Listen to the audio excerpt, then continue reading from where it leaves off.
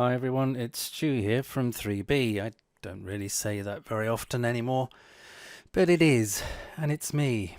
And here's the thing, yesterday, for the first time ever, and I don't believe I've actually done this before, I played The Last of Us, the original one, the first one, that was on the PlayStation 3 and then was remastered onto the PlayStation 4. And I played it on the remastered version on the PlayStation 4 Pro. And there are moments that you're playing it and you think, yeah, this is great, but you really get a real sense that, yeah, I'm playing a revamped sort of tarted up version of a PlayStation 3 game, and it really does show its age. Of course, here we're watching the extended gameplay of The Last of Us 2, which we're all very excited about, and predominantly the reason why, once again, I played through the entire Last of Us, the original game, in one sitting. And I did it in around about 13 hours. My bum was sore, my legs ached, but I got up and walked around. Anyway, the reason behind this is that this is now the third or fourth time that I've played a game, any game, all the way through once again, and still enjoyed it. And the other thing is that there were times where I was playing it that I knew the dialogue, the nuances in the dialogue, and there were little things that I didn't catch the first, second, or even the third time, because I believe actually this is the fourth time I played it through. So my first question to you, what game have you played more than twice? What's the game you've played all the way through in one sitting more than once, where you played it once, you played it over a few days, and then you came back maybe a couple of years later or more in this case, and played it again.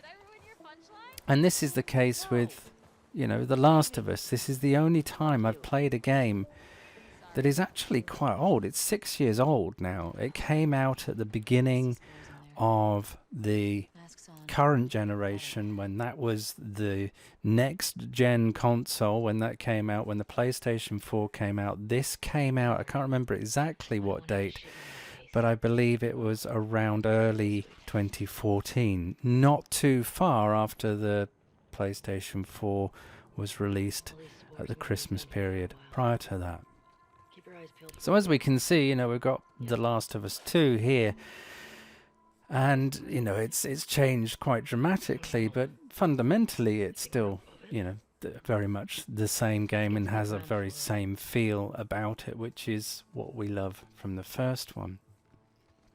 And there were some real key things that I drew from playing The Last of Us, the first one. And there was a couple of moments, and these sort of more happened towards the end. So if you've not played The Last of Us, you need to turn off now, because I'm going to give you a couple of spoilers, but I imagine those of you watching this will have pretty much played it at least once anyway. And the thing is, there were some things that I did miss.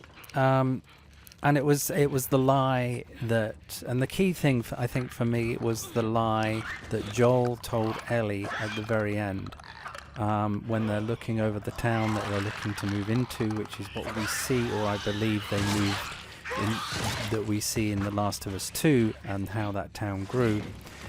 And we see them at the end of The Last of Us looking over this town and sort of with a feeling of hope and of things that could get better.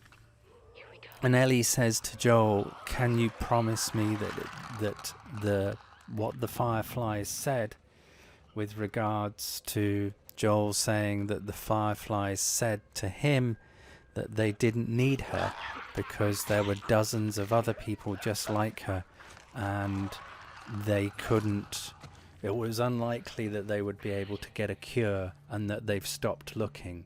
So that's the reason why they didn't bother doing anything with her and released her, and she was free to go. And she asked Joel if that was true, you know, because that's the lie he fed to her. And she sort of looked at him, and he looked at her and said, yeah, it's the truth. That's exactly what they told me. And that's why we're here, and that's why we're free to go and live the life we want to live.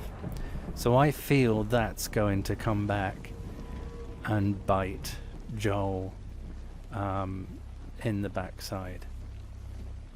I really feel that that's what will happen with Joel on that one, and then that will cause a lot of grief and distrust, and maybe, you know, maybe Ellie will break off on her own, which I imagine is likely anyway. Plus, it certainly appears that her girlfriend will be, I imagine, either taken or murdered, and she'll seek some kind of revenge for that. So there's sort of aspects of that within The Last of Us 2 that I imagine will come out. And I'm sure there's lots of other people that have done all these to death, but for me, that's the thing that sort of stuck me, that I kind of forgot about from having played The Last of Us the first time around, about that huge lie that Joel told Ellie at the end. And also, she doesn't know that, of course, that Joel shot the woman that was looking after Ellie for a long time and that she liked. I can't think of her name. Marianne? Can't think of her name. Mariam. Can't remember. So we'll see. We'll see what transpires. I'm sure we'll hear a lot more about The Last of Us 2 when it comes out in a couple of months. Very excited about it. What are your thoughts? What are you looking forward to? What plot lines and storylines do you believe that The Last of Us 2 will develop and move on from? It's certainly very interesting to see what happens. But also, let me know what games that you've played in one sitting from start to finish. AAA games I'm talking of, that have stories from start to finish, where you just, you know, you sat down, you played it, and you kept playing it until you finished it, and that was what you were planning on doing. And that's what I did all Sunday. What a lazy bastard. Okay, that's me done. If you like this video, give me a thumbs up, and don't forget to subscribe if you haven't. If you like sort of videos on hints, tips, leaks, peeks, news, reviews, how-tos, guides, and God knows what, with a huge dose of geek and nerd, which is myself included. And I'll catch you next time. Thanks again for watching. Take care. Ooh, that's gonna smart, isn't it?